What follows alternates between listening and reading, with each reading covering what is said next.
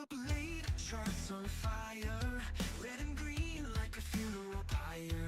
Discord screaming LFG, but my portfolio's haunting me.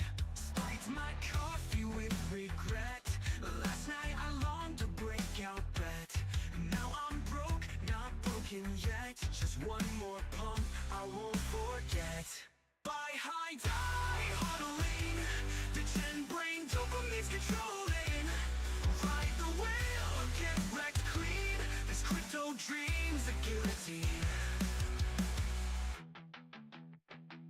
Fake guru with 1,000 subs showed me coins in shitty clubs. Promised moons, Lambos and jets.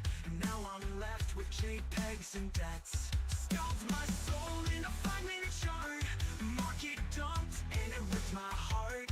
But I'll reload, I'll play to win. Even if I lose it all again. Buy high, die hodling. Gas fees burn, but I keep rolling. FOMO's gone, greed's the king. This crypto dream's a punk rock thing.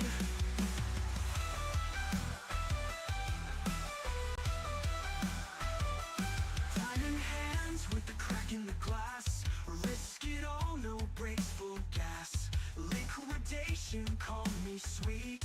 Whisper welcome to defeat. No stop loss, no regrets. Code and chaos, no safety nets. Satoshi's ghost in my DMs told me to ape again and again. Buy high, die hodling. Gas fees burn, but I keep rolling. If I crash, at least I tried. In this wild west of blockchain rights.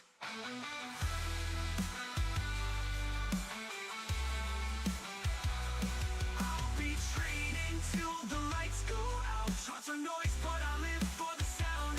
One candle spike, and I'm back in town. Crypto's a fight, and I'm 10 toes down.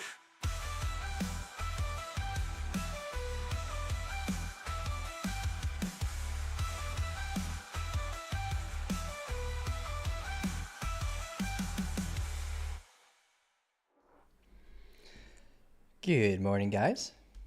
Hope you have a great day today. Non-stop. Non-stop, thank you. First, here we go. Pluff, how you doing, bro? Steerding. How you doing, Steerding? Albert. Good morning, Kyle. Thanks, man. Bull Runner, how you doing? Dennis, what's up? All right. Let's get into the charts. We're coming up to approach the 50-day EMA again, so see how that goes. But we are doing it with a massive inverse head and shoulders that we were talking about during the last live on Friday. Let me just get rid of some of this noise. We had a couple trade opportunities. When we had the one that I missed out on was this uptrending momentum hitting the 50-day EMA, right? And we generated an order block during the drop. We got that bearish change of character right here. Now, some of you guys might have jumped in on that. We had an SFP here. So, safer opportunity trying to take that entry, but because the change of character was broken so quickly that where it confirmed was really low, at least on the 15-minute time frame. I took the SFP down here with the community as a signal. Where did I signal? We signaled that everywhere, right? So I got it pretty quickly after I got my, I got a 2 to 5, 1 to 2.5, and I just zipped right out because I had to go pick up my son from school, so I couldn't really watch the charts. But yeah, we got that SFP set up, and yeah, it ran up a little bit more. And so congratulations to anyone who stayed in. But as soon as you got that change of character, that was your warning sign to GTFO, like get out, because it could start coming down. And then we had news shortly afterwards that kind of enhanced that drop. I think it had something to do with the big beautiful bill that came out. But now we are coming up. We got another bullish change of character here, right? And then we're coming back up to this order block in confluence to the 50-day EMA. So we have some reason to prepare for a potential correction here. and maybe we'll come back down to, we have this demand zone here that could hold us up, or we could tap this previous high here. If we get that bearish change of character reaction, then you could prepare for that short and look at these two as your primary barriers along the way down. And depending on the positioning of that change of character, if we got it, it might be worth the R&R to our first barrier, which is like right here. Right, this will be the first barrier you want to watch along the way down. And if you get like a 1 to 2 to that, then you won't have to worry about the hope of a continuation conditioning back down to this previous high, in confluence with this uptrending momentum right here. But that's Bitcoin. That's like the bearish case scenario. Now, we did stack quite a bit of liquidity above us. Right, we didn't sweep this high last time when we came up to test the 50-day EMA. So if we think about the buy side liquidity that should be resting up here, it could help induce a move back up. And we'd use like the inverse head and shoulders technical target as a guide to help tell us where the market could bring Bitcoin if we broke above the 200-day, got that support bounce, and see what kind of continuation we got. So if I'm going to pull like a measurable base move from this neckline here to the support, it suggests that we could go as high as 119.7K.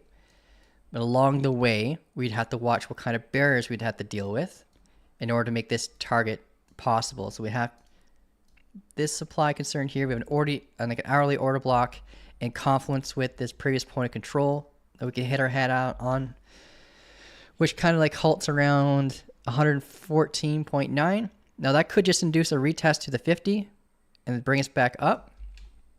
So I won't be too nervous about this area. When we have this, would immediately act like a new form of support. And if we break past here and we get that continuation, our next area of concern would be this supply concern here in confluence with the previous value area low at 117,000. Getting past that, we get acceptance into the value area. This previous value area here that was about 16 days old. So we come back, get acceptance, then we'd come up towards like the golden pocket 786 level, which is where our target is for this inverse head and shoulders. So if we pull a fib from this high to this low, it could give us a warning sign of where we can prepare for some exhaustion.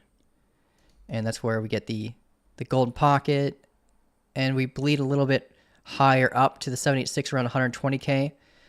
But with all the confluences stacking in this area, I can see us just stopping around the value area high and refining the 786 and the golden pocket to just this area because of that. Right? So that's what I'm preparing for if we got that bullish case scenario. But at first, we got to prepare for the bearish case scenario because that's you got to think of that as the more likely right now based on our positioning. So hopefully you're already in an existing long position, so you don't have to worry about trying to get in on proper conditions for this move up if we do get that move up.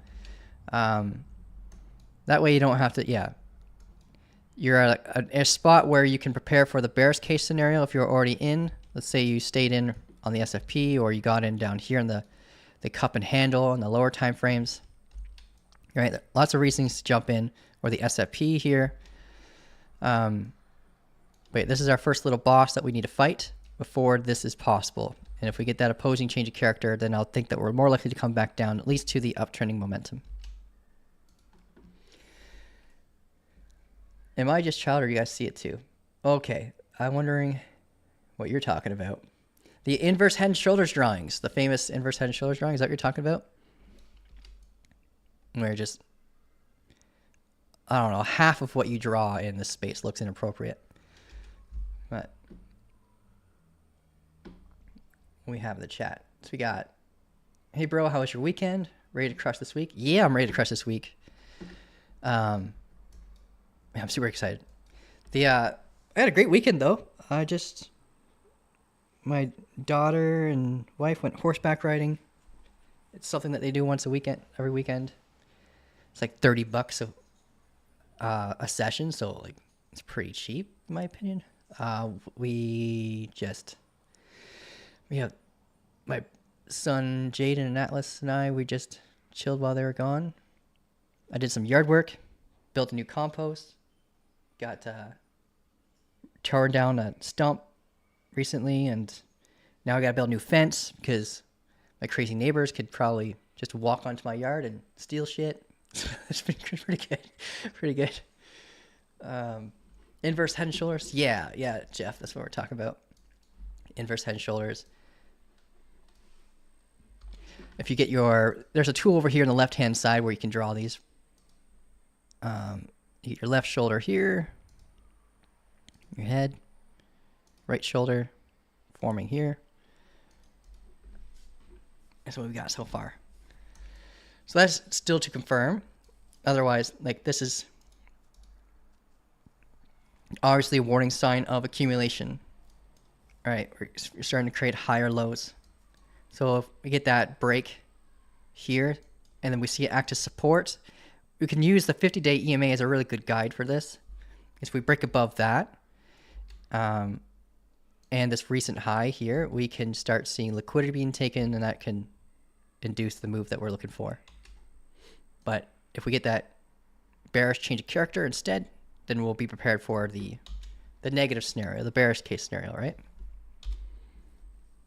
So I think either way, we're going to have an opportunity today to prepare for either that decent swing bound move or the like this short-term short scalp,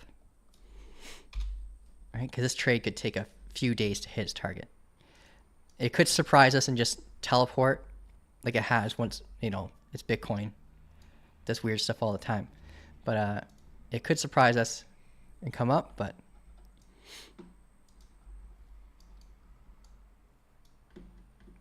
okay. Hey Kyle, Karma at 9.4 cents. Yeah, it's looking good. We're growing. I think everyone's just getting ready for the listing on CoinMarketCap. What was it? Deck screener, right?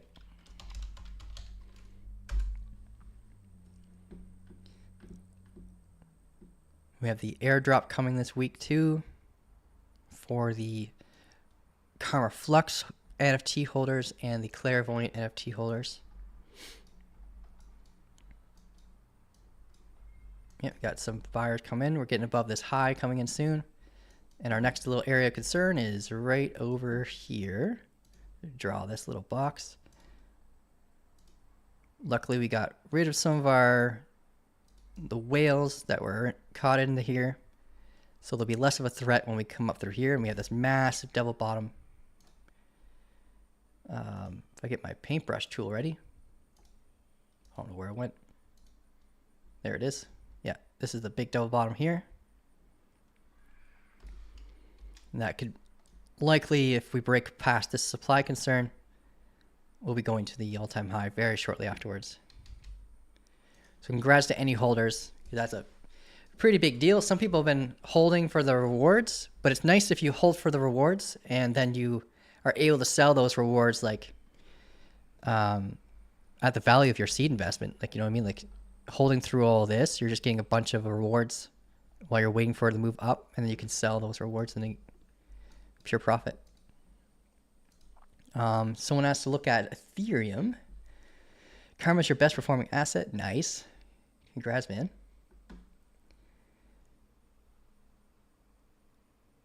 Okay. Could you please name the main confirmation indicators you use?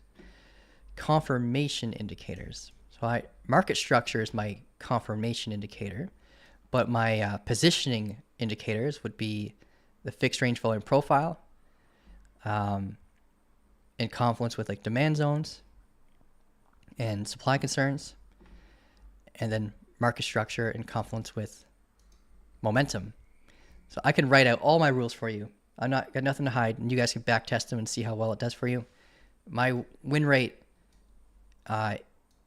it's about 80 to 84%. It hasn't been great on July, but overall my win rate's great. We have, oh, we're coming in right now to the 50-day EMA, starting to run up a little bit unsustainably. We're starting to build divergences.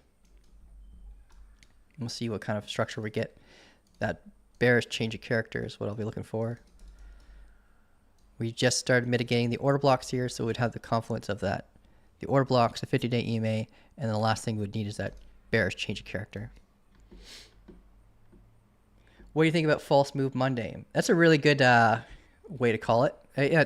So Mondays are, I like to consider Mondays as like the preparation day where traders are just trying to figure out what this new weekly candle close is about and how they're going to prepare for the week. So most people's win rates are lower on Mondays compared to like the T days, like Tuesdays and Thursdays. People's win rates are naturally higher. But yeah, it's a good title for it. My win rate is lower on Mondays. Okay, so someone asked me to look at Ethereum, so let's take a peek at that.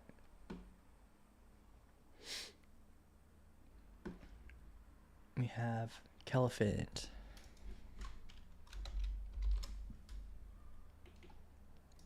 Ethereum, how you doing, man?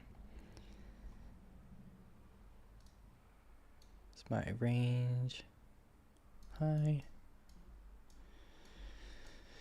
Okay, so Ethereum.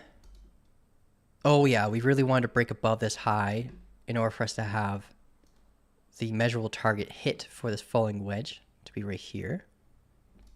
We failed to get past it twice now. The second time around, I'm guessing this is where Bitcoin had its harsh correction. When we tapped into the valley area high, this supply concern right here, and fell right back down to our valley area low. We marked this level because there's a, looks like it's in line with a volume node right here. So it's kind of like a key level that you would want to watch. We can pull our fixed range to adapt to the current price action now that we have acceptance back within the valley area. And it evolved our POC from up here, where our valley area high once was, and it moved our valley area from here, from around this high here to here. So we have quite a bit of areas of interest that we got to watch right here, here, and here. Right, so that valley area high, it's coming up at $4,404. And if we get past that, we'd likely see a quick move up, just like we have here and here and here and here and here and there, right? Where we have that valley, right? And then you can see where this peak area of interest is right here. This is where we get all of our consolidation before deciding to come down. So if we get above this level here at the valley area high, that's what I would expect for next. Is just for us to mitigate this supply and prepare for a move right back down. Or if we use it as support, then we'll be coming right up to hit our falling wedge target up here. We do have a supply concern right about here as well. But overall, we should have our falling wedge target hit here. If I were to draw, there we go. That's the target, 4,660. So there's just a couple of spots that you need to babysit. If you're already in an existing trade from down here at these lows, like I wouldn't be looking for a new long personally. I'll be preparing for the exit plan or the short. Right, so just like Bitcoin, how we're approaching the 50-day EMA and trying to decide whether or not we're going to confirm that inverse head and shoulders, Ethereum is trying to confirm it whether or not it's going to leave this valley area right here. Right, so this is, think of this area right here as like the 50-day EMA confirmation on Bitcoin. Right, so if we get above this, get that break of structure, then we're going to come up to our technical target really quickly. Lots of stacked liquidity above these highs. But the same sense, we can prepare for that liquidity to be used as exit liquidity and provide us a bearish change of character to drive price right back down. So I would mark this level next and just wait for the reaction, what kind of reaction we're going to get. So send this back. There we go. If I were to draw pathing and how I expect price action to go, we probably going to see some turbulence here. If we get that bearish change of character, I'll be out. Or we can see it act as support and bring us to our next area of concern here. So these are two areas you're going to want to babysit. But if we break past this, then you're going to be laughing because we're likely to come up to 4,660. So that's what I'd be doing if I was preparing for, this would be my exit plan, is looking for opposing change of characters at the value area high, or this key area of interest where we recently had our value area high and our previous point of control right here. That is Ethereum, and I hope that helps you out. I'm looking at the 15-minute time frame while I was doing that.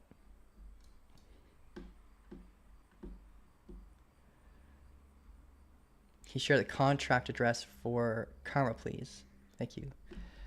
Yeah. Contract address. Just go to karmatoken.org. It's under the white paper. I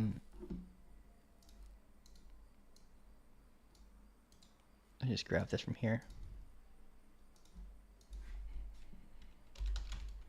I just gotta be logged into my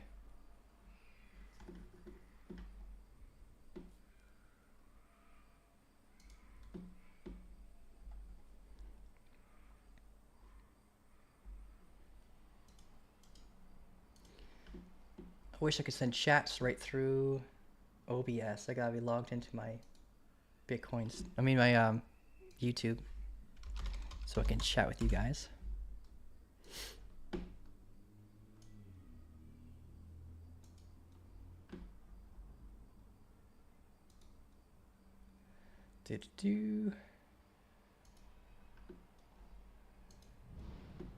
Now, I'll get that sent to you in a moment.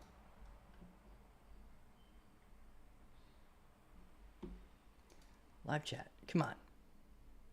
I'll find a way. Actually, what I'll do is I'll send it to my mod, and then he'll send it to you guys. There we go. Sterling will send you guys the message there. Maybe I'll help you out. Sorry about that. Okay. What do we have next? Have we crossed 2K yet in the challenge? Not yet, man.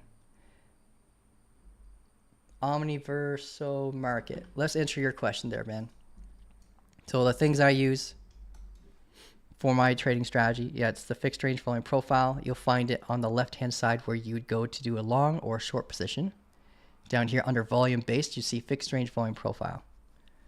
I use two rules to define when I can pull a fixed range volume profile. One rule is a little bit more complicated than the other, but the easy rule to follow is if you have price action like this, or let's say you come up, get a base, impulse move up, and you see your first bearish change of character, I could pull a fixed range during that moment, but it's called an immature value area. Like, it's not going to help you very much unless we have a previous value area high from a range back in the past where there's a value area high here, like say there's a value area low here.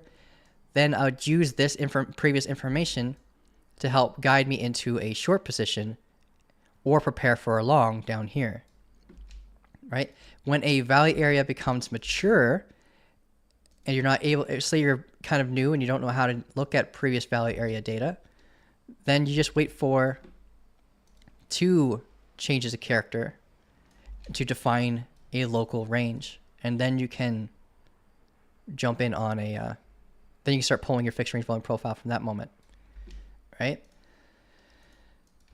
And then just the valley area data, the positioning, defines your bias. So if we're at the valley area high, you prepare for shorts. At the valley area low, you prepare for longs, right? So what I look for as well is momentum. So let's say price action behaves something like this at a value. I'm sorry if I sound like a broken record. Explain this, guys. Just want the new people to have a chance to understand why I'm do what I do. So let's say price action behave like this.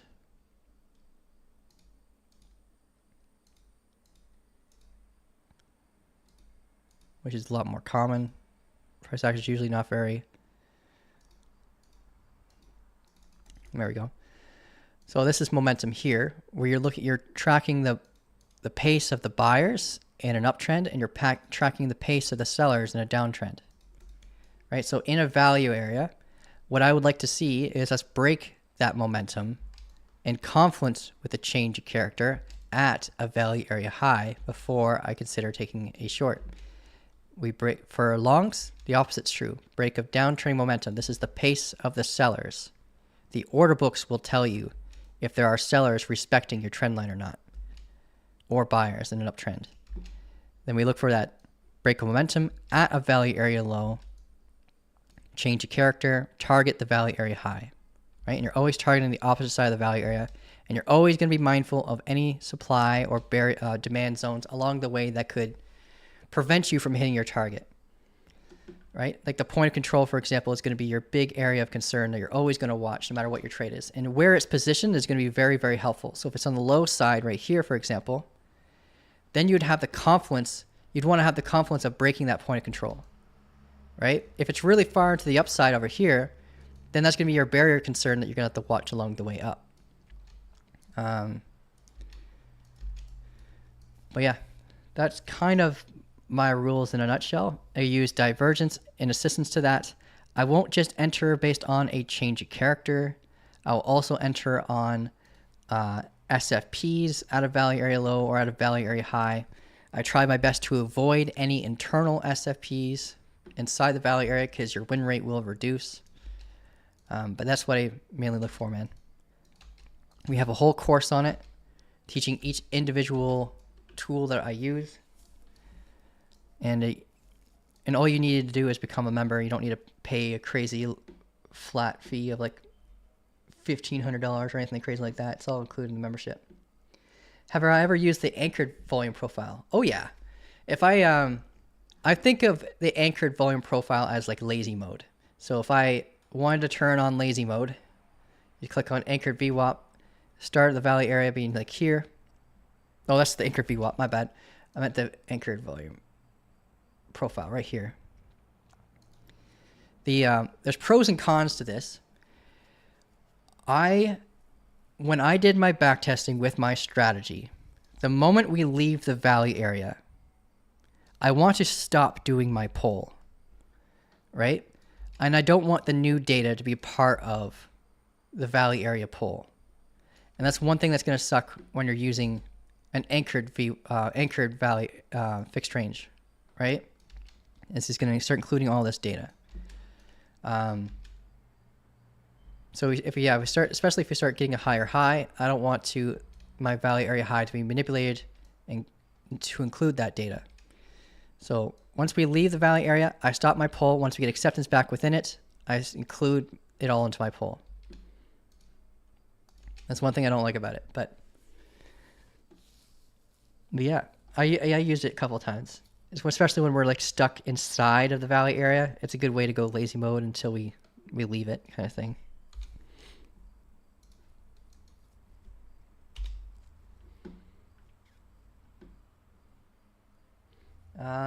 Oh, right. I read that a descending triangle is a continuation pattern. So the daily pattern Ethereum would be a continuation, wouldn't it? Descending triangle is a continuation pattern if in a downtrend. What ends up happening with a descending triangle like this is that we are usually stacking a lot of liquidity below us. And because we have a horizontal level of support where normally there's a lot of, like, there's a big buyer holding up the price action with a limit order, and you'll see a giant buy wall during that time. I don't like to, like, I understand the statistics of patterns being continuation patterns, or the statistics of their bias, like a bull flag more likely breaking to the upside and stuff like that. But I need to wait for the breakout first to confirm my bias. What kind of change of character are we going to get? Like, for example, if we break this to the, we get a bullish change of character, I'll be looking at the liquidity where it'll end roughly around here as my first TP. And then I'll be looking at other structure like supply zones for my second TP, stuff like that, if we get continuations. But normally when we break descending triangles to the upside, it usually just induces a range and we stay sideways for a bit. If we break to the downside, then the momentum is based on like the last area of consolidation to the support bounce, and then you just click and drag that to the last retest, and it kind of gives you an idea of if the momentum were to continue, where we likely start to slow down again. Yeah, the liquidity heat maps are really, really helpful for descending triangles or ascending triangles, because you can see where the liquidity starts to pile up on each side to help control your bias in that kind of situation. A pattern geek. Yeah, it's a good thing to be a pattern geek. But it's really cool. It's a really, like, learning formations is a really good layer to put over top of your market structure knowledge. Once you understand market structure and you start learning about formations, it really just helps you build a bias, right? Like Nicholas Darvis, if you ever heard that trader before, he turned like a very small account into like $2 million, and the only formation he ever traded was a horizontal bull flag with horizontal resistance and horizontal support. And he would try to front run the entry below at the value area low to prepare for the initial break to warn him to hold his trade. So you trade the range on the lows. If you see the exit warning signs here, you get out. If you don't see the exit warning signs, you stay in and you hold. And he only traded that formation. He was able to create a $2 million account from, like, I think it was like between 2 and 10K he started with.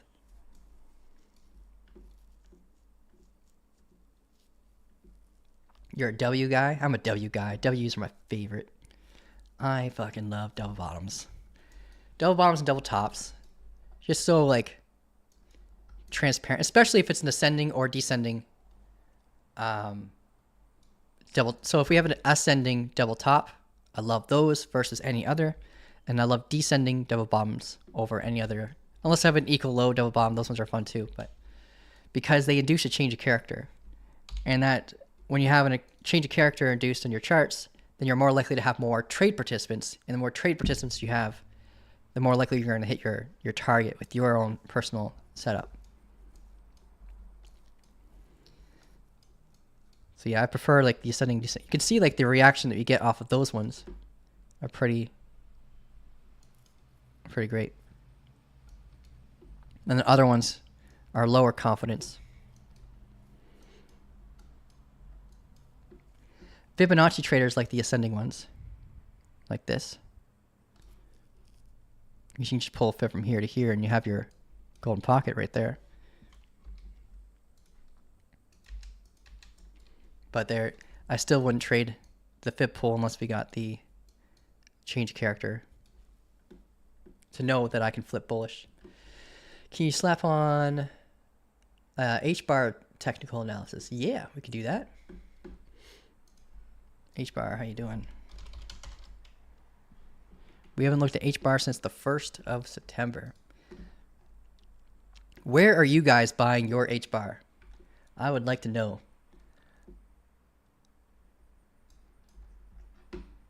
Because I do all my trading on Blowfin, but they don't have H-bar on there.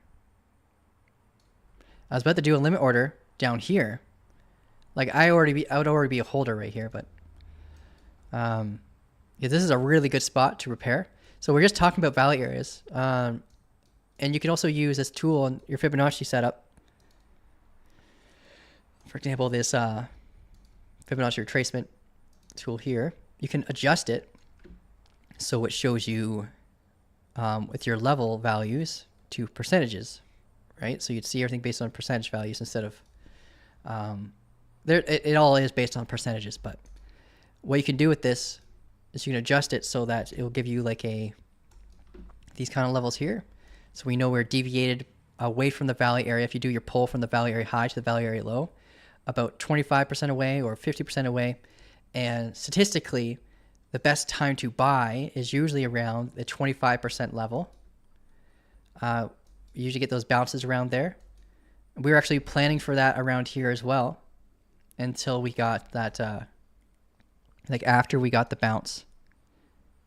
We failed to get acceptance into the valley area, and then we got this lower low, but we're still within that area where you'd want to prepare for longs to get acceptance back inside this valley area.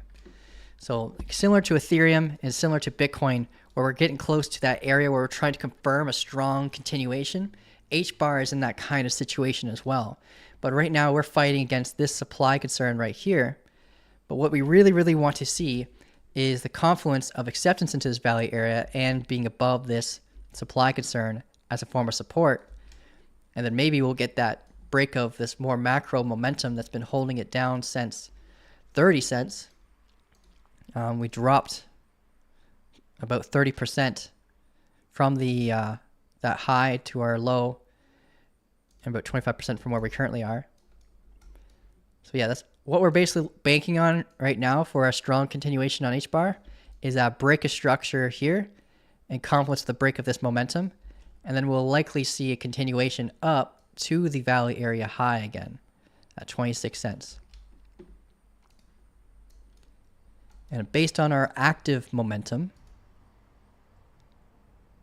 if we were to maintain this momentum along the way up, it could take us about 7 days to get there if we got that acceptance.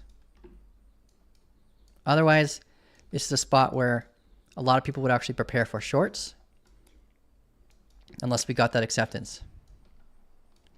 So here, in confluence with the valley area high, previous valley area low, sorry, we want to see a bearish change of character, a loss of our active momentum,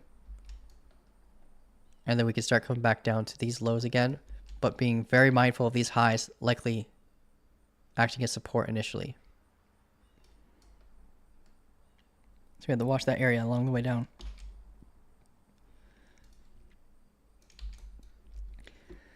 Hey Kyle, can we look at Link if we haven't yet? Yep, we can do that. Thanks for going over this. Messed up your 0.214 entry. Went too high with your stop loss, missed the move. Oh, that's brutal. Yeah, stop loss placement is so important. You got to really understand the invalidation points. And sometimes those invalidation points will still get hit. So if you're putting your stop loss and invalidation point, it's usually going to be a strong high or a strong low. And you can use the average true range, like this one here, the average true range trailing stop colored by Salvador. And that can help give you some breathing room. But the more breathing room you give your stop loss, it more hurts your R&R.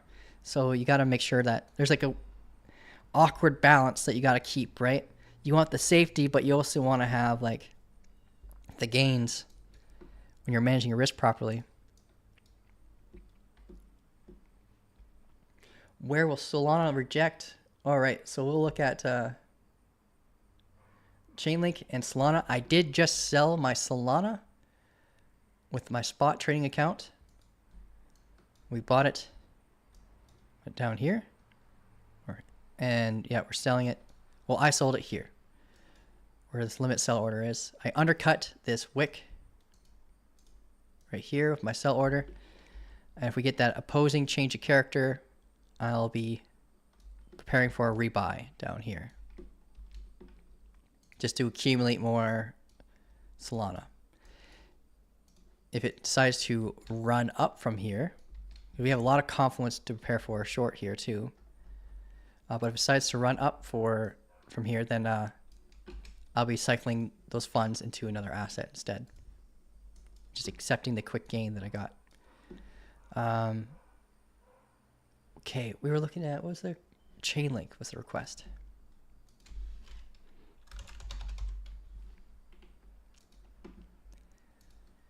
Chainlink. Yeah, Chainlink. We had this inverse head and shoulders off this demand zone that we drew out after hitting a target for this falling wedge. Okay, this falling wedge right here. Oh, rising wedge, sorry. We got that bearish change of character reaction at this orange level. And we fell down to the measurable target, which is right here. Dipped down a little bit lower. Got that inverse head and shoulders. Broke out. And now we're coming up to our local supply concern right here on Chainlink. There we go. Our opposing change of character level. Same one, kind of like how we had one here. Just rotate it to here. This wick is. So we had this pullback. We got the higher high, giving us that break of structure, giving us a new strong low right here. We have an internal low here. So what we're looking for, if we're looking for something bearish to prepare for a potential short, is a break of this low. Based on our active posture, we could build a head and shoulders if you come down lower. So we can prepare for shorts on that kind of event, but we'd have to be mindful of like these local highs and this demand zone right here. And we could retest that if we got down lower. Prepare for a bounce here at like 22, 49, 47 area. You could box this zone to help you with your setup or your exit plan if we got that short.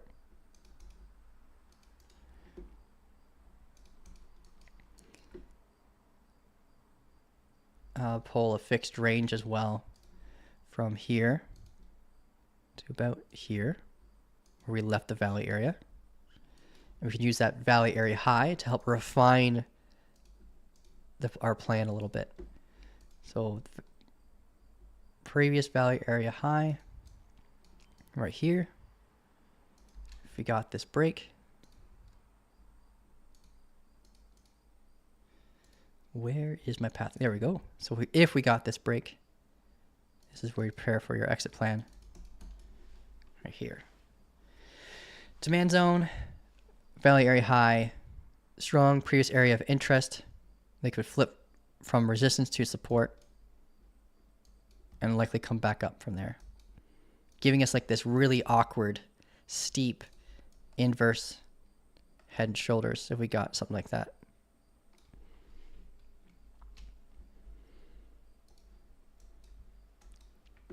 If we instead consolidate, which is just as likely, we consolidate and we get that continuation structure, then we have this high liquidity zone at $24.13 to watch out for. We do quite a bit of liquidity here, stacked more here, stacked more here. So this would be a good exit plan for a market maker using the previous valley area low.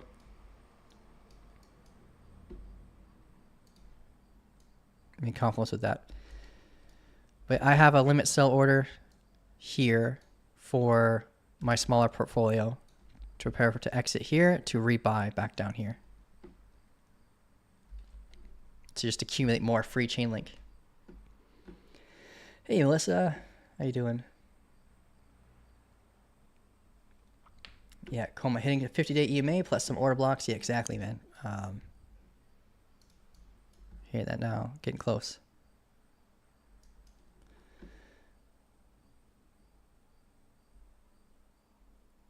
I missed a question here. Hey Kyle, that's Manny Boy from your Discord. What's up, Manny Boy? Got another value area question for you. How do you decide when an asset leaves the current value area? I feel like I can endlessly keep pulling the fixed range flowing profile. Yeah, so that is a pretty simple question. We just had an example, right? On Chainlink? Yeah. So I can kind of see it before I draw it. I can kind of understand that based on the range bound activity, the kind of performance that we're getting, where the value area high would likely be. That's how I knew I was able to stop this pull here and not like pull it further. So I was able to visualize the value area high from the pull. I'm not saying that you have to do that, but you will get there. You will be at the point where you looked at a range so many times that you'll know exactly where the point of control is. You'll know exactly what the value area low is just by looking at it. But how you do it in a mechanical based set of rules is you'd want to see a break out of the value area like this. Doesn't have to be exactly like that. It could be something as small as this too.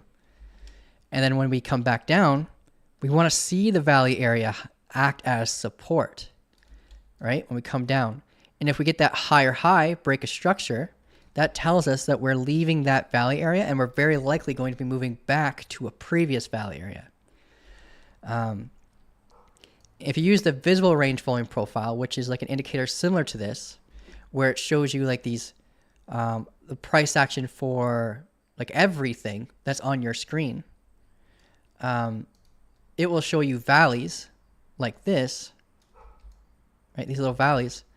And then you'll see big areas of interest like this. And those, the visible range volume profile kind of shows you where in history we've consolidated and in history where we moved quickly. Our goal with the fixed range volume profile is to isolate that, where all the areas of interest are, and ignore the volume gaps, because when we leave a value area, you could use value areas in confluence with like formation trading, for example, that tell you when we're about to get that continuation to prevent you from jumping into like a false breakout. But basically, the simple answer is a break of structure outside of the value area is like one of the key rules that you'd want to use to prepare for an exit of that value area and to stop doing your pull. You could pull a fixed range pretty much anywhere, but it's about what kind of value area would actually be helpful for you as a trader, right? If you're pulling on something like this, like you're not going to be able to have entry condition or exit, or you could, but I don't. You need to have like entry rules and exit rules based on the value area, right? So at the value area high, you could prepare for shorts. The value area low, you can prepare for longs. But is that spread worth it in terms of fees or predictability? Like I normally want to see like a bullish change of character at this value area low, but is that going to happen with a tight range like this? Probably not. It's like way too young to be able to. Maybe on the 1 minute time frame, right? You could do something like that. Play a really, really tight range. Use the exact same rules that I use, like, break of momentum, right? Bearish change of character, short it to the value area low. But you're playing like with ranges that are really, really small, and you might not get any ROI after the fees are over, right? I'm not saying you can't build rules that allow you to do stuff like that, but with my rules, you might not get the ROI you need to cover your fees. Because I need to have that break of momentum, bearish or bullish change of character before entering. And sometimes by the time you get that, you're already at your opposite side of your value area. But yeah. I hope that helps you out. But yeah, break a structure is your rule on that one. Fixed range point of control and order blocks is fire. Yeah. Especially if we're coming in for a retest after leaving the range a little bit. Because you normally get that move telling you we're going to the ups, like strongly to the upside or downside from there.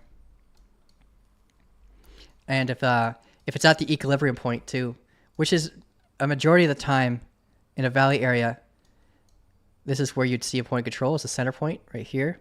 So if you have that, then it works well with market structure rules for using the POC as a launch pad to bring price up. Head and shoulders on the 5. Yeah, possibly. Yeah, this is Chainlink. Yeah, we didn't get the higher high. If we got the higher high, I would consider this a regression trend. Right? But we didn't get it. At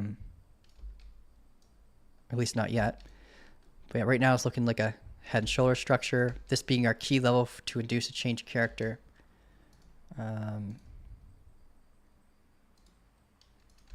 Yeah, nothing special in terms of fibs. But we're in that supply zone for confluence. You could look at the possibility of an SFP. I don't think I've ever traded an SFP on Chainlink before. So I don't know what the probability of it playing out is, but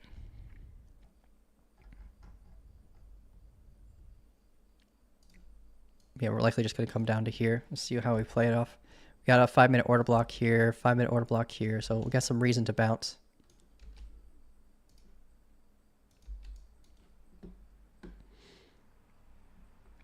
HRJ trading WLD. Oh yeah, HRJ did a good job there. Saw your flex yesterday or this morning. Where are we? HRJ, how you doing, man? Yeah, so we got the 60% move on WLD. Caught it via. Oh, your stop loss is just right. Just right. Blast right past your TP1 and right into your TP2. You can move your stop loss to break even. And the next target's at $2.30. Nice.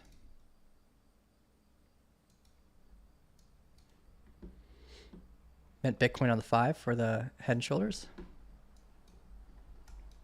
Right now I'm on the 15. Good thing golfing response there. 5-minute. Okay, so you're predicting a potential bounce for a right shoulder. Yeah, so far we have an ascending double top on the 5. So on the 5-minute, this will be our bearish change of character level. Unless we get a bounce around here. Normally when we get a bounce on the right shoulder, it usually is in line with the golden pocket. Let's see what happens.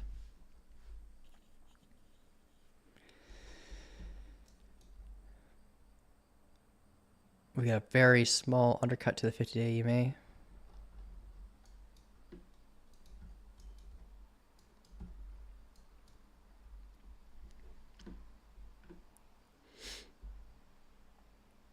Investor is the real value, switching to that group.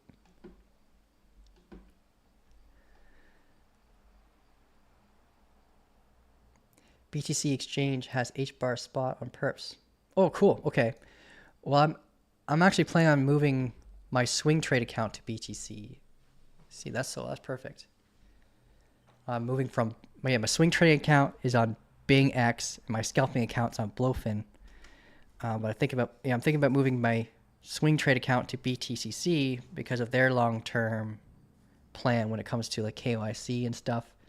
And the reserves are like they've been around since like Bitstamp, like a super long time.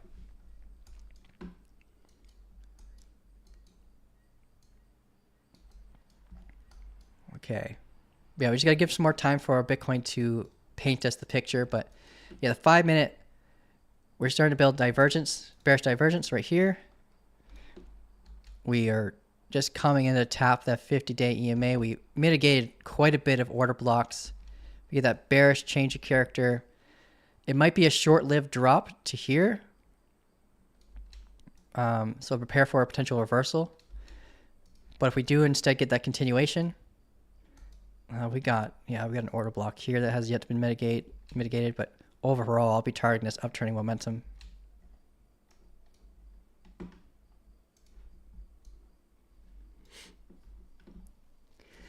Damn, y'all handsome. Thanks, Alex. How you doing, bro? Yeah, Alex and I have a call today. We're gonna be broing it out. Have you seen SPK. I wonder if it's a good time to get in. Let's take a peek. See what XPK is up to.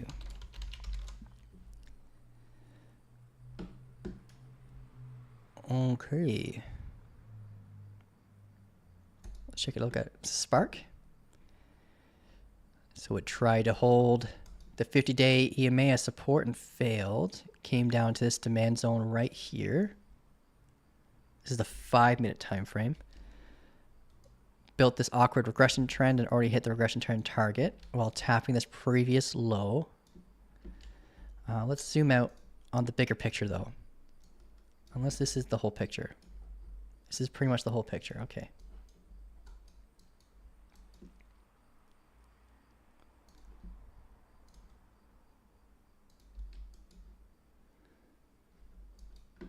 The 50-day EMA is young. We don't have the dinosaur on our chart, so I'm going to pull up SPK somewhere else. Let's try OKX. Worse. That's worse. That's worse too. I guess we're going to Binance.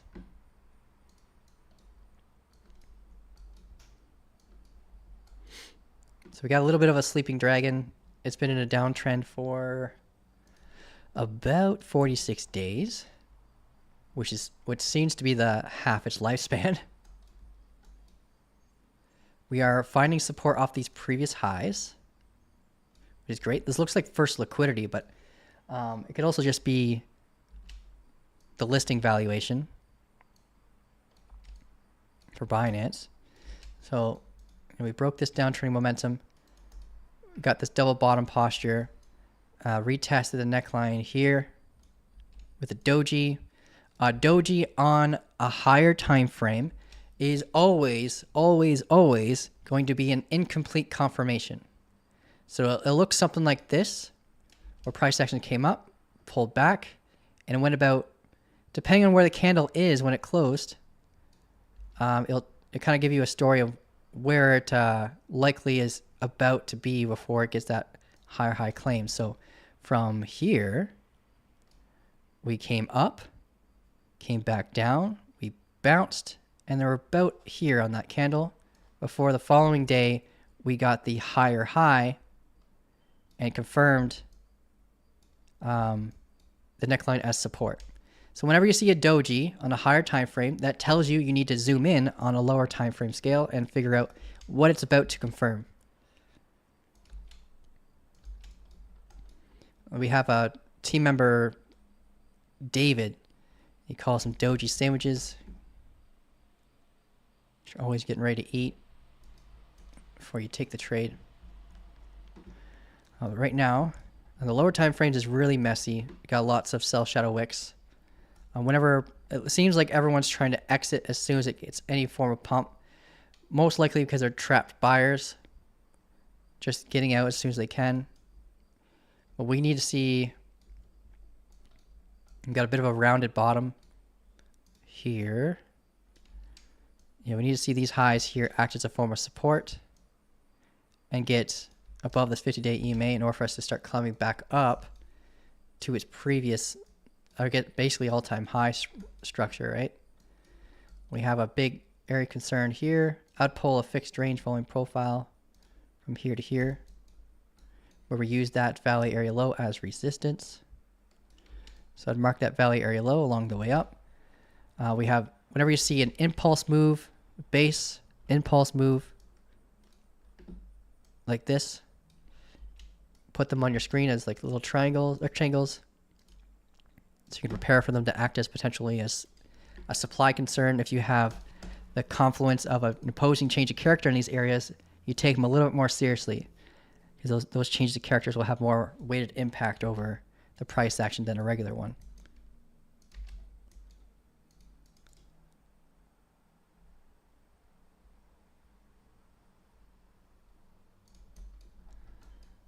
But yeah, basically we just need to get a higher high.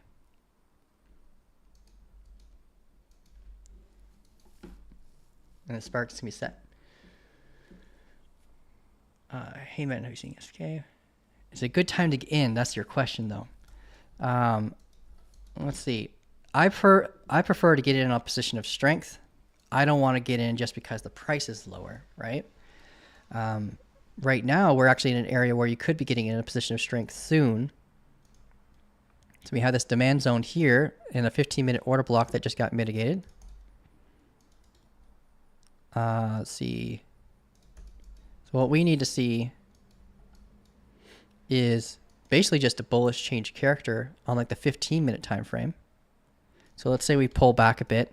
We might get the higher low here because we have a 30-minute order block right in our face.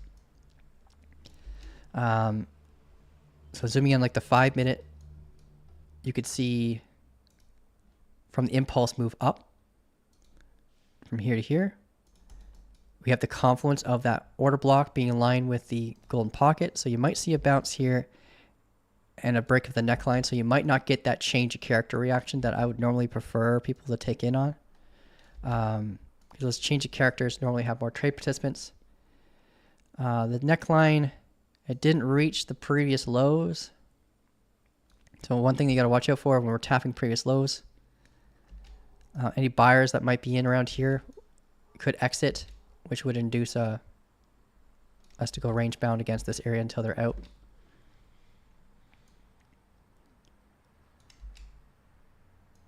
But yeah, we'll see what happens. Yeah, you want to have that change of character reaction first, and then you can think about entering into a long.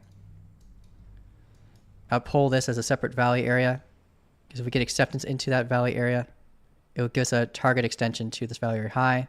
If we break above the value area high with a break of structure, then we can start looking at our supply concern right here. All in like trying to front run the more higher time frame break of structure to use the 50-day as support and drive us back up to those larger targets, right? Maybe back up the all-time high again. But lots of little barriers along the way up. We got a mosquito in here. So that's Bitcoin's chart. Let's go back to Bitcoin's price action here. We'll see how it's doing. 15-minute golfing. Bearish there. And we're close to getting that kind of like double top 5s that we're preparing for here. But it's a 5-minute, so I prefer to see this kind of stuff on like the 15.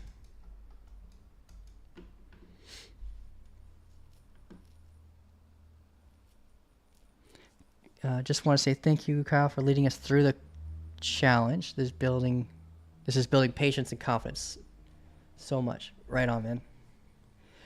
Can you look at Pangu? Yeah, we can look at Pangu. Thanks for the analysis. Oh, thanks for subscribing, Matt. Appreciate it, bro. We're trying to get to 7,000. That's our main goal right now for our subscriber count. If we get to 7,000, I'm going to start doing giveaways every Friday. That's my objective right now. Any codes for Investor Share? Yes. Shoot me a DM. I know who you are. I see you all the time in the community. You're always so just send me a message. Oh yeah, all-time high. ATH. We're celebrating Ethereum reaching its all-time high. So you can use ATH for what Coma suggested, 50% off for the month or 20% off for the year. Let's look at Pangu for Caliphant. See how that's doing. Pangu. We don't have a Pangu chart. We should have one by now. I think I might make one today. Got so many requests looking at this thing. I was surprised to find out that Pangu was one of like the leading assets in terms of performance in the past year. I think it's a part of the top 10, something like that. So you're looking for shorts on Bitcoin right now. Yeah, we're in a make it or break it moment for Bitcoin right now. What would be your take profits for the short? Or yeah, we can go over that again. I'll do a review again. Bitcoin's kind of painting the picture now for a potentially bearish setup. But we're in a key area that we kind of hope for a continuation posture, but we're not really getting it right now. Because a continuation posture would confirm like a massive inverse head and shoulders All right, so Pangu, see where this red line is right here? This is the active price action. We are here. We're coming into this supply concern up here. Let's mark. Let's see if we can find some confluence stacking though. And we will readjust this line here. So we'll get fib from the high to the low. Let's connect, get your magnet tool out over here on the left. It'll help it stick right to the price action so you don't make any tiny little mistakes. Sometimes that refinement, especially when people are trying to enter in like ape in with limit orders, that refinement's really important because sometimes you're off by like what Chow would call like a happy meal, like $10 off or a couple of pennies off, and you get really frustrated. We're in that golden pocket 786 zone right now. So rather than like encasing this entire zone as an area of interest for potential shorts, we'd want to refine it to the 786 golden pocket kind of level right here. You could include the entire golden pocket, but in this case, we've already mitigated through that. So it's kind of redundant. And we have this whole zone right here. So I'm going to send this to back, and I'm going to change my template to prepare for shorts. So we're kind of in that area now for Pangu where we want to prepare for those shorts. But we need the structural confluence first. We are getting really close to a point of interest here too. So this downtrending point of interest here, here, here, here.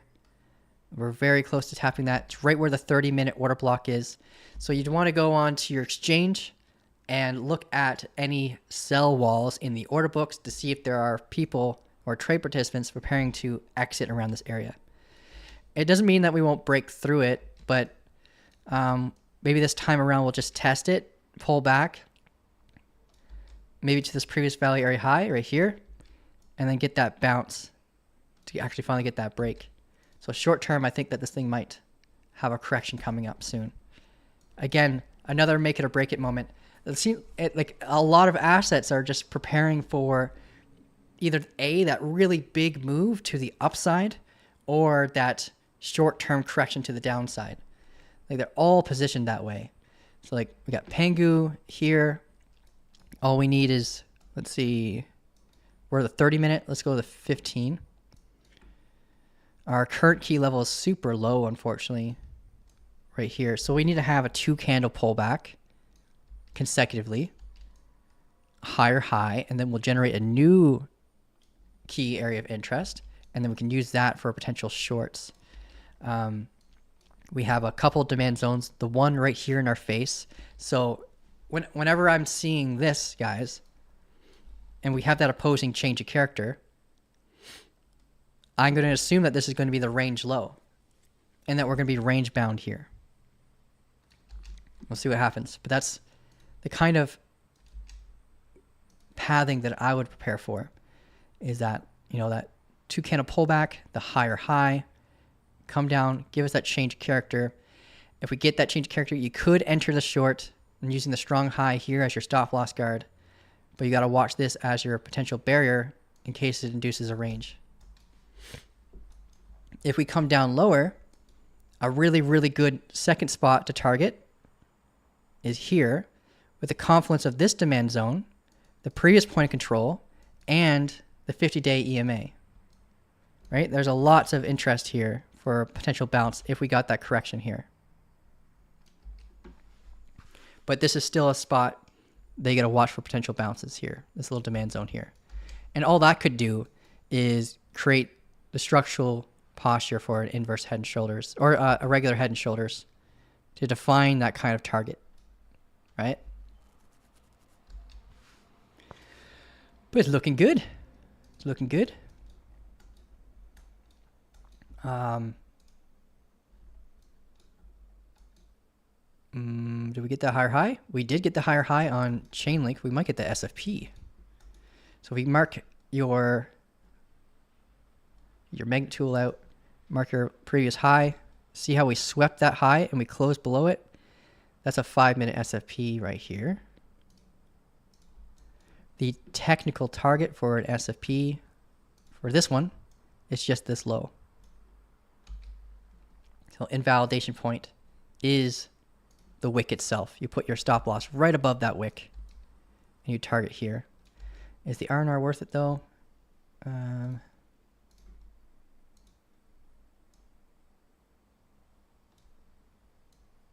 really. So you'd hope for the break of that low for a continuation. Some people will not enter the short unless the R&R is worth it to the primary barrier.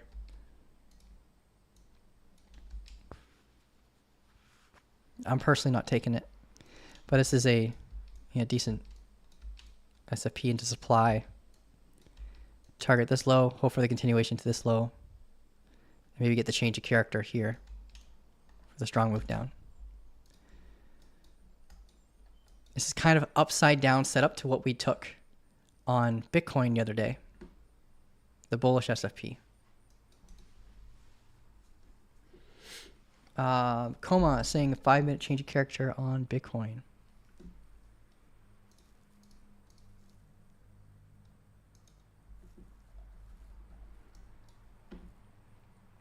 This is 15.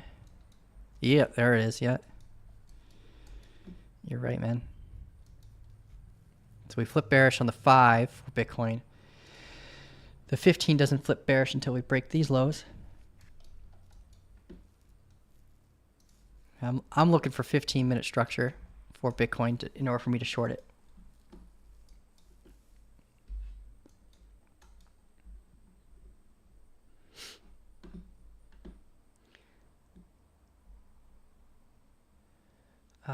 Kyle just messaged you on Discord. Cool. Thanks, man.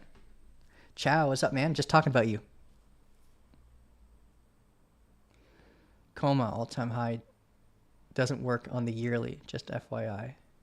Okay, yeah, just message me, Noah, and I'll help you out.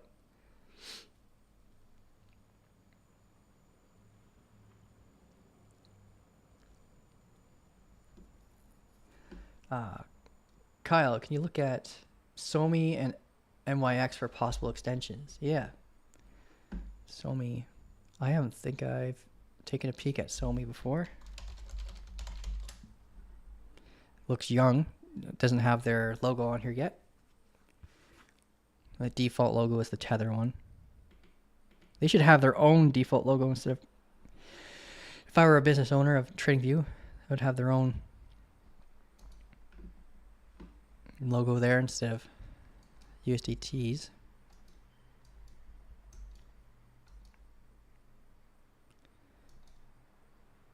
So we got equal highs there. What is that? High of this candle was 1.9061, 1.90. Okay, so this one's a little bit lower.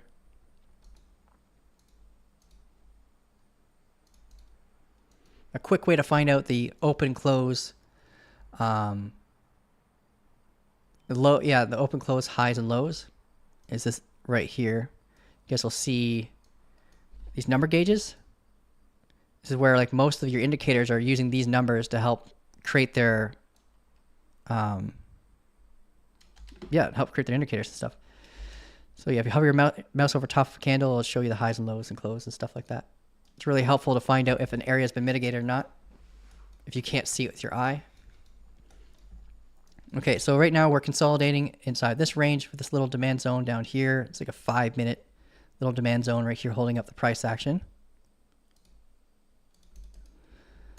And send it back. Template. Long.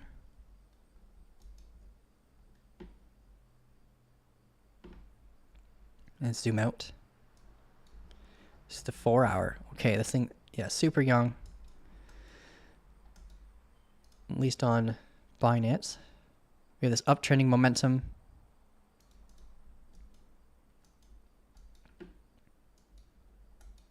Four-hour demand zone down here and confluence with the 4-hour order block.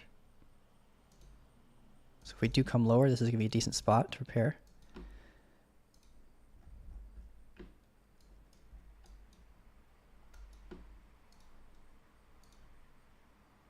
Uptrending momentum here. yeah, so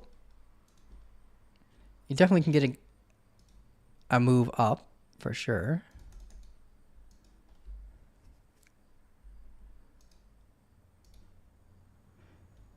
Pull a fixed range from here to here.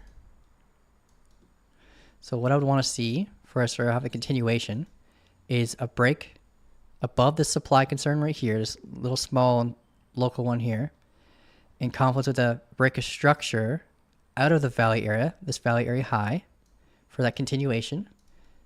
Pull a trend line to kind of measure the momentum from the last area of consolidation. Click and drag to get a rough idea of where we could go. $2.50. I'll be looking at the psychological level of $2 as a big potential threat. A lot of traders and investors, they type in rounded numbers. So you'd want to see this act as support. You don't want to, if you see any bearish opposing changes of character in this area, I'd be looking for it to potentially induce a range for us to stay here a little longer.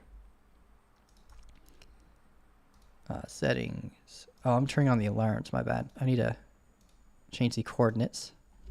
So just an even $2. There we go. So psychological level there, that could act as resistance. Now, if we instead break to the downside, it's a little bit more transparent because you can look left to help give you a guide into preparing for potential support, right? This 4-hour order block down here is 4-hour demand zone. If we do break to the downside, we'd lose this momentum. This been holding up since its creation, basically, at least on this chart. This momentum acts as resistance. We can come right back down to here. This is where I prepare for longs again, or an exit plan for any potential shorts.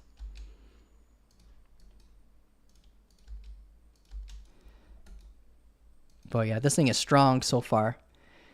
So if we do have that continuation, you know, we need to get back. We need to watch out for the $2 level. Look at the order books and see if there's a giant sell wall around here. And if there is, then you have your answer. Then we're probably just going to hit our head here and induce a range and stay here longer.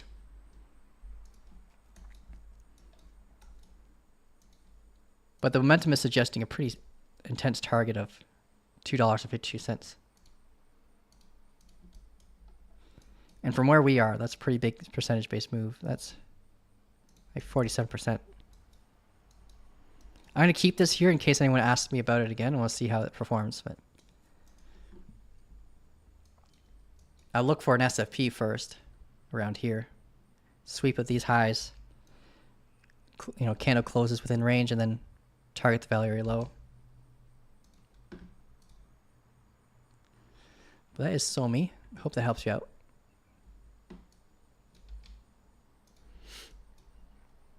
Bitcoin's coming to tap these previous highs right now.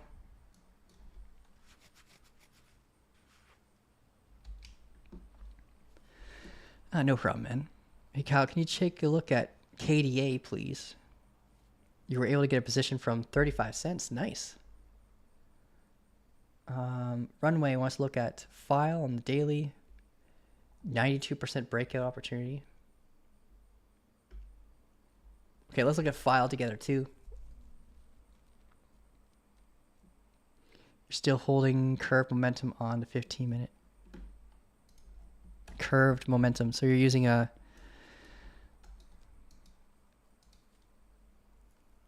arc curve here, eh?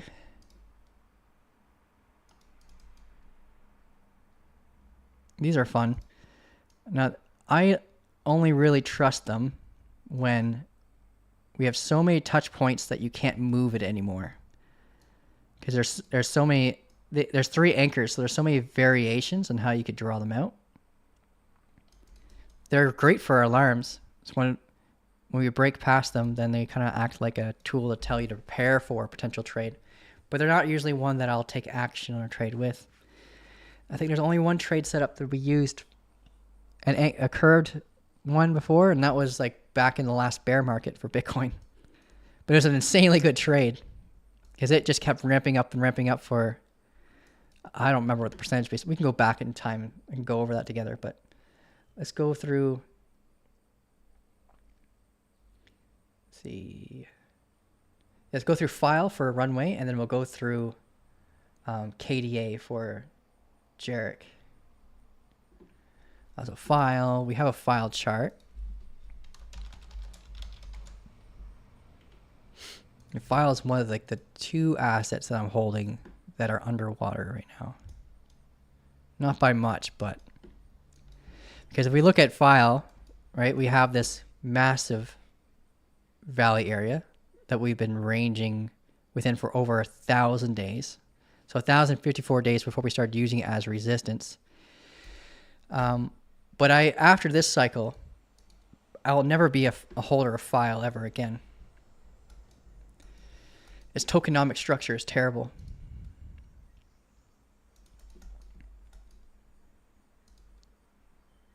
So we got this falling wedge that you're talking about here. Runway.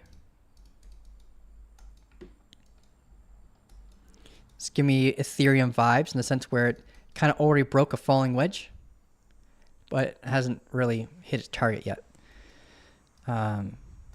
The liquidity will start to go cold around here.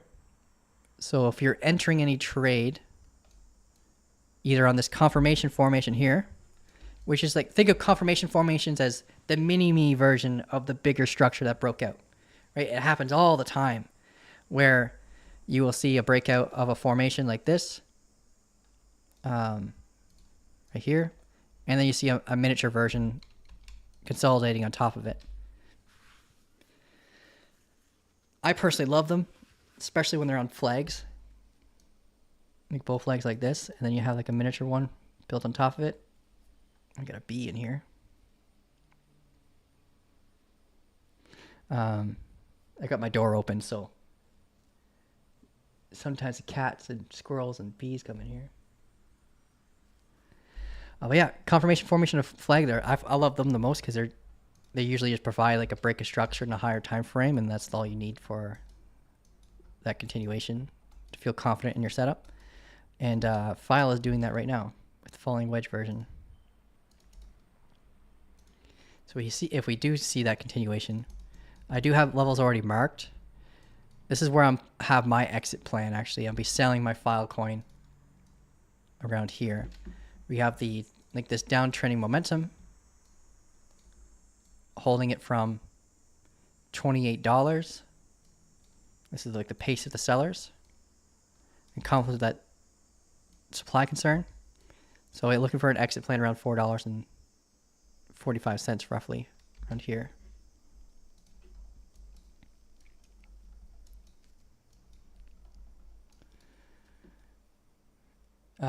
Is Kyle in a link short right now? Well, if you're looking at my chart, no. I was planning one out for everybody because I don't have my Blowfin account open. I was talking about an SFP occurring right here, and you'd enter on this candle. And your initial target would be here. That's the SFP target. So it's a pretty boring target, but we are losing momentum, and it could extend the target to go further, all the way down to these lows here. So I'm not in a trade, but I advise people of a trade. So if you, for anyone who doesn't know how Noah might have known I was in a short or preparing for a short, I have like links to every individual chart. So if you go over to here on any channel and you type exclamation point charts, you get a message from our bot that will give you all of my chart links so you can see what I'm planning for that asset.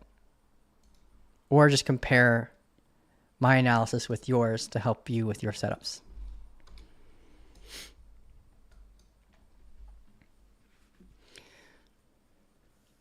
File feels like forever downtrend. Yeah, it's because it's tokenomics. It has infinite amount of supply, so we can keep minting tokens, and its inflationary damage is pretty rough. So if we look at File's all-time high is around $2.32. However, if you were to put that exact same amount of funds in it today, it would only be worth $19.05. Probably less now, because the last time we did that analysis on its market cap, I think it was roughly around, here, like $3, and so that was about, how many days ago was that? 200 and some days ago. I bet it's gotten worse. I bet it's gotten worse. So when I exit this thing, I'm staying out forever. I'm never going back into it. Unless they change their tokenomics, which is highly unlikely. I would like to see like the world just they have this like this trend where they start building better tokenomics. But these tokenomics allow for rewards, right? They're probably issuing out rewards. Or they're paying their team with it. Who knows? Yeah, Jarek wanted to look at KDA. So let's look at KDA. I got a feeling we have a KDA chart for some reason. It sounds familiar. It probably just sounds familiar because it's like a gaming term, right? Kill, death, assist. What's your KDA ratio, guys? Let's look at it on Binance. I almost pulled it up on the Filecoin chart. That would have been really frustrating. Let's go here.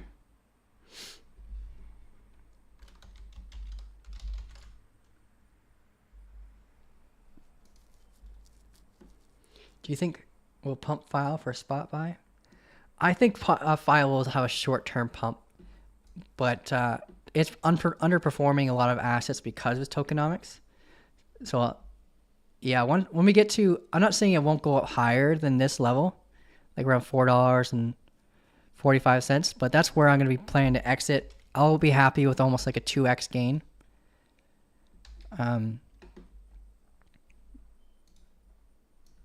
But yeah, we're in like a front run opportunity down here to prepare for the break and acceptance into the valley area right here. We have the macro valley area here. And this falling wedge target, unfortunately, is the valley area high. So we got to watch this potentially induce exhaustion for it to come back down. But if we do get that acceptance, and I think this time around we might have a decent chance to come up to 441. We have a big volume gap here. And then we have this liquidity that kind of ends right here, right? So maybe we can use that as buy side liquidity to pump it. And then we'll prepare for exits around here.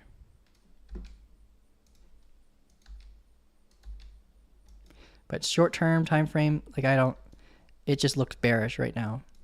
Like approaching areas of confluence where you normally prepare for shorts. So we have this uptrending momentum. Let's just sync it to here. Our previous value area low that we were just talking about. We have this liquidity resting likely above this wick. So here I'd prepare for potential shorts, but in hopes for a continuation up, right? Just a little bit more confluence where people would prepare for shorts rather than longs. And because you might not want to jump in on a long here. You'd rather be holding a long position and use what kind of structural evidence that we have here to tell you to stay in your long, right? So this is where your exit plan would normally be in longs, unless we got the confirmation of a continuation instead. So you'll be in babysitting mode over here if you're already in an existing position, like I am. Like I'm in a existing position right now, but it's a spot hold. So, all right. Halo Infinite KDA currently 8.1. That's pretty good, man. That's pretty good. And my son likes it when I play Fortnite with him. So once in a while I'll play Fortnite. And because I'm playing on a PlayStation, he's playing on a Nintendo Switch. I get paired with other people playing Nintendo Switches and other people with his like skill ratio, right? So I end up slaughtering a bunch of toddlers on I think like clear like 25% of the map most of the time on Fortnite. Right, we're looking at KDA. So KDA just broke its downturning momentum on the 15 right here.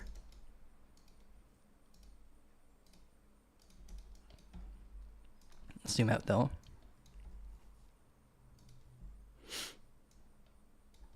Oh, damn. Okay. Let's go to the daily.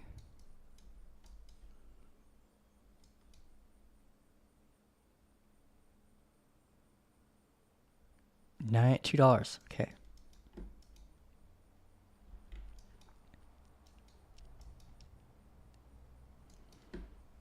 All right, I'm going to pull a fixed range from here to here for our macro value area. It's going to give us a lot of information on where our key levels are. So we can see we have this volume gap right here on the macro. Right, so there isn't very much interest here, so price action will move quickly in this zone. So you can see how price action just usually just bursts right through it. Right? So this volume shelf right here is going to be a big deal as we approach it. Now this is a big range, massive range. Let's see if you zoom. Is our momentum here? Momentum here. We had a really fast pace, evolving momentum there.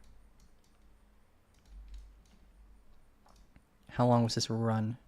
165 days, 128 days from this top to where we currently are, 275 days. So this thing has been a downtrend for a while, but it's at a really strong key area of interest where a lot of people would prepare to buy. I don't know much about the tokenomics. I don't know anything about the tokenomics to tell you if this thing is going to be able to reach its all-time high again. But based on its structure, right now, we're getting squeezed against its valley area low. Or these downtrending points of interest. It keeps getting lower and lower lows. We have the 200-day EMA kind of almost flush with that downtrending point of interest. And our 50-day EMA like creeping up, catching up to the price action. Now the local price action suggests a short-term target to here, right? When we broke this descending channel to the upside, it dictates a target of here, like 37.71. If we break past that and we have active support, we could have continuations up to the downtrending momentum while being mindful of these local highs with resting liquidity above it. That could induce a reversal as well.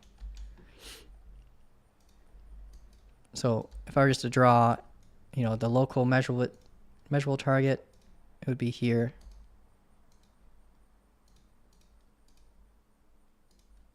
But we're overall in a massive, like, we're in a great spot where you normally want to prepare for longs or to buy and hold kind of thing.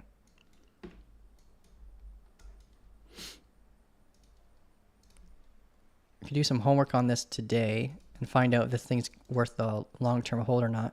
Because I like its positioning. Like, this is a spot where I would definitely want to prepare for buying an asset.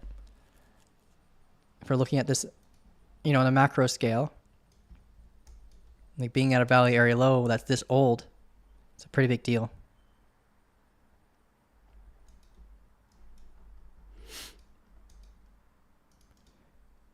I'll let you guys know. I'll send this to back. Template short. Next area of interest is here.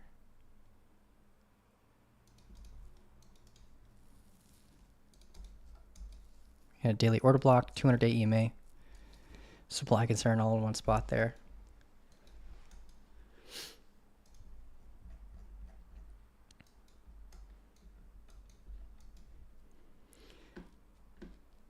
I have a switch and 245 plus 200.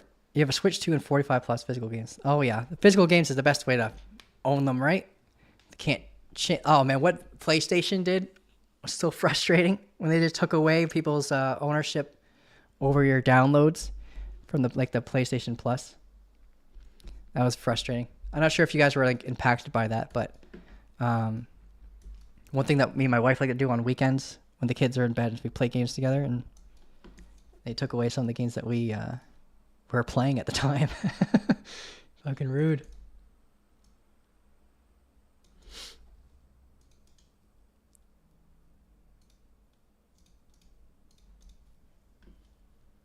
Kyle's a real bully during PvP matches. You think File pump or spot buy. If Kyle is in a trade, you can spot. Oh yeah, yeah. Coma is saying like if you. One thing I'll do once in a while is I'll put the magnet tool on my screen when you see the long or short position tool, and that pretty much guarantees that I'm actually in the trade and not just like mapping it out like we did with this, right?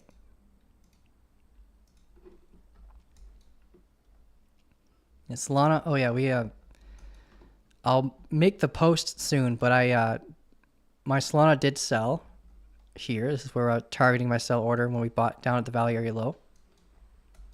So that limit order filled. And now I'm just waiting for the bearish opposing structure to define a rebuy soon. We did just have an SFP here. Oh, we didn't have the proper pullback, so it's not considered a proper SFP, at least not on the hourly. In the 15-minute, we have a regression trend on Solana here. So our key level is right down here.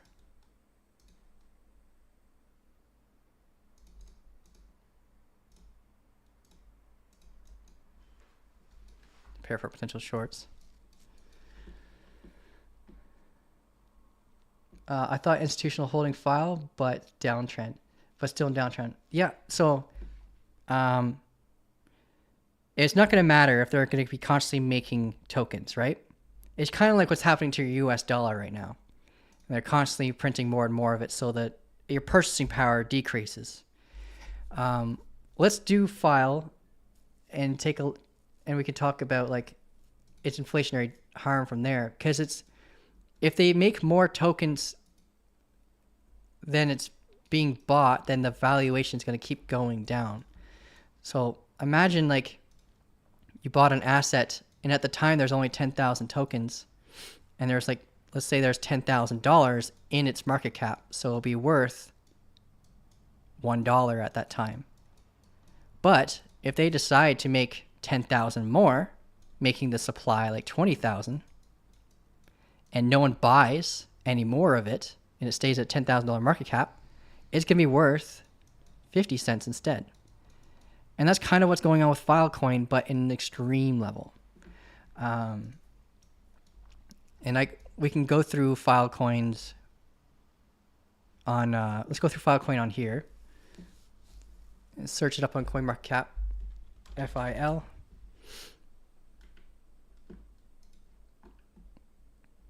Okay, and we go down.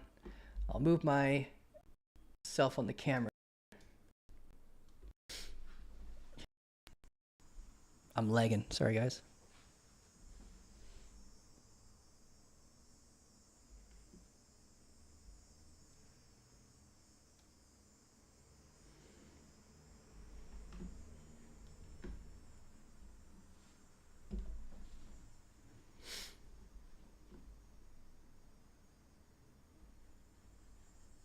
All right, are we back?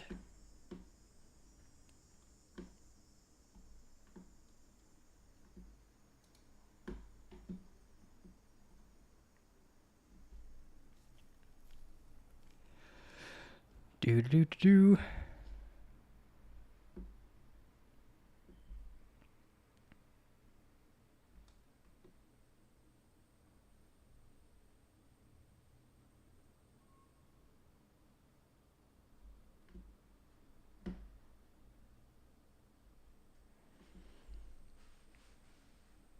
Sorry, guys. There we go. So I'll try to move my mouse over to OBS. It's freezing my computer.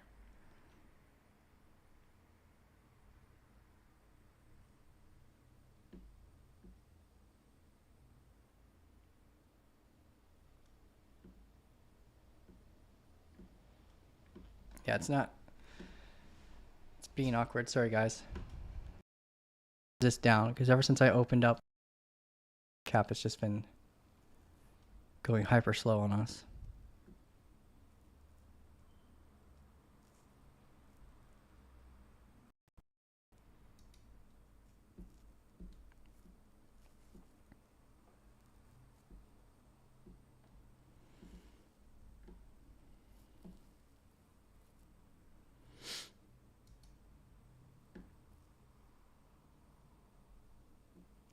Anyways, if you guys can hear me, well, you can't.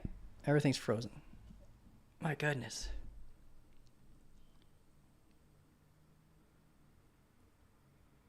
Check. There we go. All right, sorry about that. My computer's being all wonky right now, so it kind of bouncing all over the place.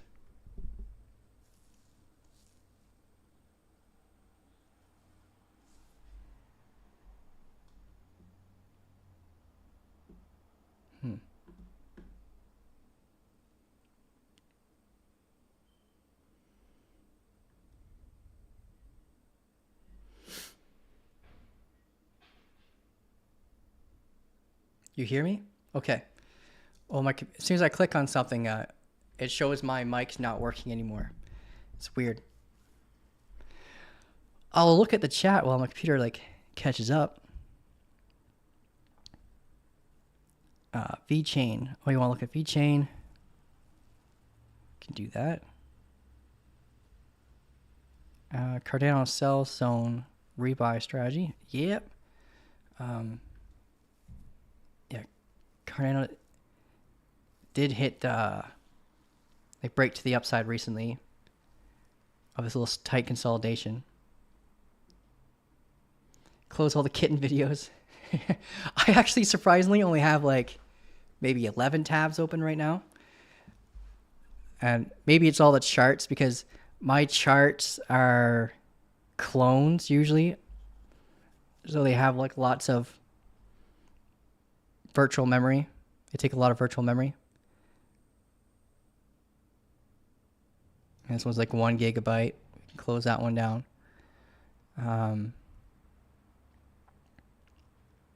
Ethereum. So I just need to get in the habit of closing stuff down as soon as I open it.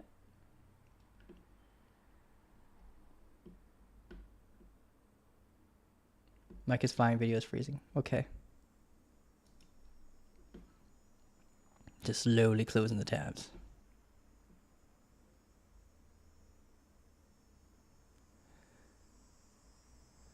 You like those burst trades? Yeah, the burst trades are doing pretty damn well. We got to, I'm teaching our mod Sterling on how to log those for us, so we can all track the win rate depending on whether or not you follow the POC boot rule or whether or not you use a strong low as your stop loss. So as we get more and more data, we could find out, okay, maybe we should be choosing the strong low instead of using the 2 candle look back rule, stuff like that.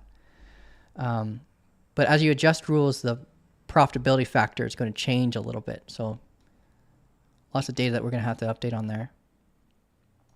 We'll update it once a day for you guys, starting today, because we got enough trades from it now to input some data in there. But I'm not sure if all of them are winners, but I think one of them is at least a loser. The Chainlink SFP that we were talking about played out, hit its target already, which is this low, right? We want to have that continuation though, but Bitcoin's the boss. Let's close Chainlink's chart, close the Solana chart, the Uni chart, and let's pull up Bitcoin again. Bitcoin's on the KDA chart right now. Yeah, everything's kind of caught up. All right, cool.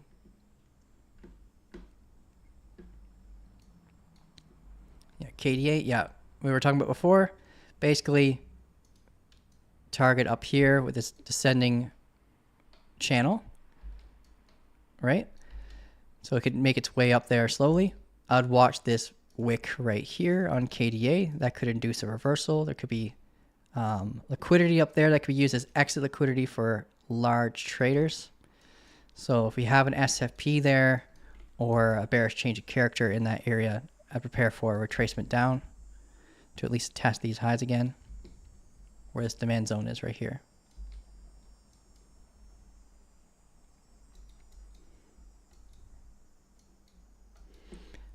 Going back to the Bitcoin chart.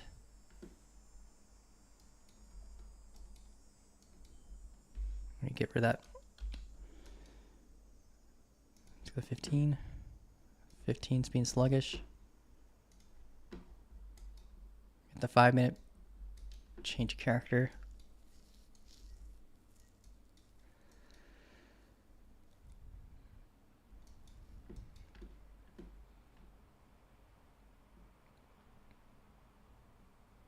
.11 is so close. New RAM incoming.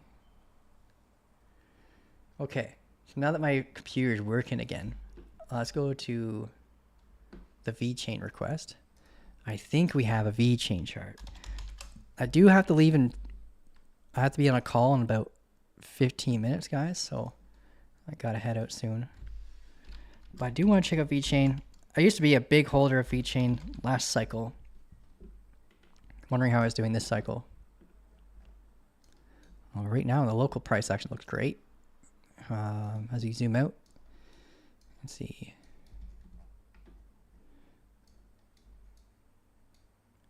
What does this remind me of? It's got that macro broadening wedge. These things are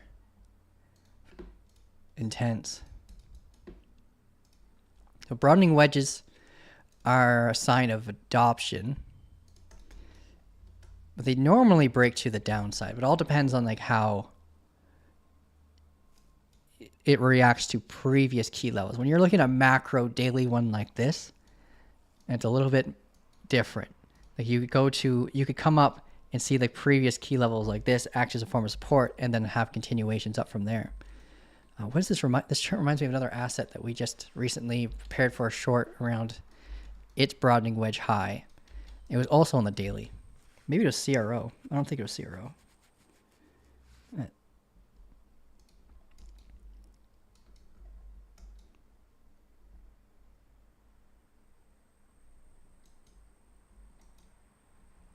Okay, so it must be at value very low from this point to this point.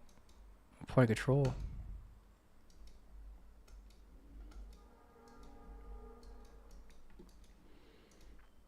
Getting squeezed.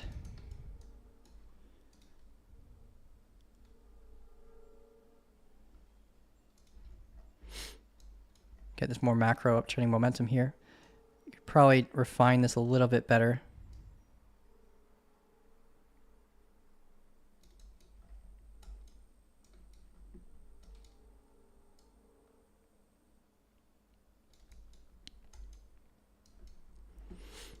Fighting the 50-day EMA.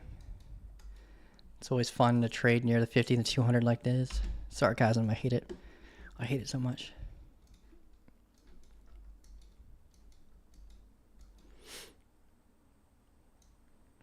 I kind of boycotted assets that are trading near their 50 or 200.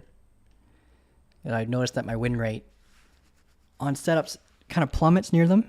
So I took that as a sign to stay away from assets that are in that kind of state. Even though this range looks very predictable, like stupid predictable. You see like it meeting all my rules here for the local valley area from like here to here. Right, we have a price action at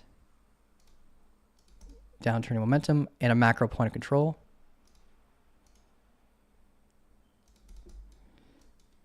Right, so this is where you prepare for longs when you have your bullish change of character reaction after a break of the momentum.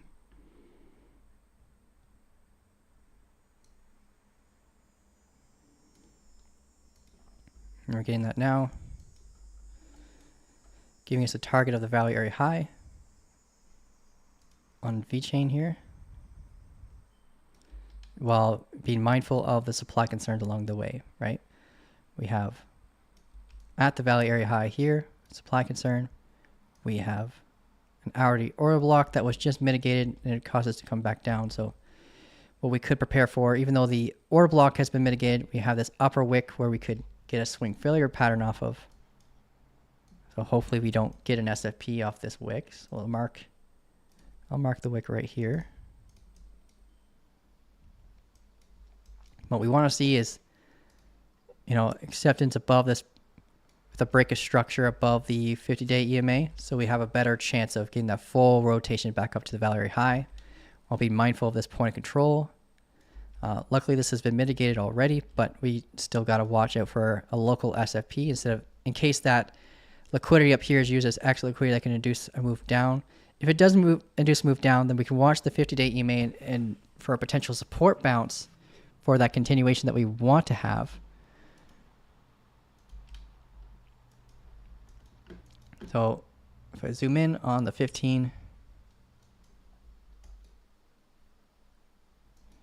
yeah, we want to see this local demand zone here act as support in confluence with that 50-day EMA. We don't, and we do have these lows.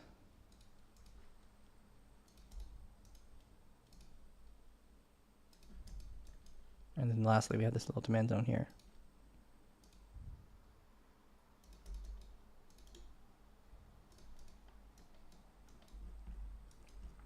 But overall, this thing's looking bullish. Like, all my bullish rules have been met. So it's just a matter of like finding an entry to hold it to that value area high, if you're not already in one.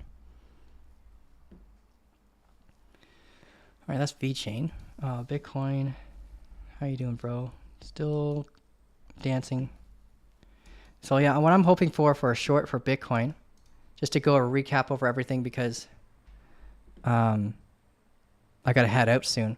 But we have we want to see on the 15-minute time frame, because we have a proper pullback now, is the potential higher high, hit or head off the 50-day EMA, and then we got this as a key level on the 15-minute to prepare for a short. Kind of like how we have it dropping out here, right? Higher high, new strong low, change of character, a target down here, uptrending momentum and confluence of these previous highs, and watch this as a potential barrier that could induce a range. So that's Bitcoin. Now, if we have the bullish case scenario, if we get that higher high and we break past the 50-day EMA and we see it then give us another like break of structure, form of support, then we could confirm this massive inverse head and shoulders that could lead us to this crazy measurable target, 119K. We have the confluence of supply concern here, order blocks, the golden pocket, the measurable momentum, and being above the 50-day EMA to help drive the price up to these highs again. But along the way, we have that 117K barrier at the previous value area low that could act as a strong level of support. This is a 16-day value area low barrier, 17 days, sorry. So just watch out for that along the way, because that we have the confluence of the 4-hour order block and these previous highs that could induce a reversal here too. But I think overall, if we get any pullbacks up here, it's just to help, provide balance for us to get continuations up. The REPL chart is like showing that we're only halfway through the bull market, guys. So we have some space to grow. I'm still expecting around 200K for our all-time high. Now, nothing's changed for me in that sense. November 11th, bro. That's my birthday. New ramen coming. All right, guys, I gotta head out. I appreciate everyone who's been watching. We're chilled together for about 2 hours, so we went through quite a bit of assets. Reach out if you need help with anything. I know, Noah, you're going to be messaging me. Just be careful of any impersonators trying to scam you. It just came out that like the highest scam, like the scam that most people fall for is the impersonation scams, like for not just in Discord, but just in general. So just be cautious. Make sure you're talking to me and not some kind of scammer. My handle is in the description of this live. video, so you can copy that and make sure it matches the person messaging you, okay? I'll never message you first. Message me. I'll reply to you guys for sure, but I'll never message you first, okay? You have a great day. Reach out if you need help, and I'll see you guys tomorrow morning during the trade hunting call. And then we have a live tomorrow. All the live calls have changed to 11 a.m. So whenever we're live on YouTube, it's 11 a.m. on Monday, Wednesdays, and Fridays. And on Tuesdays and Thursdays,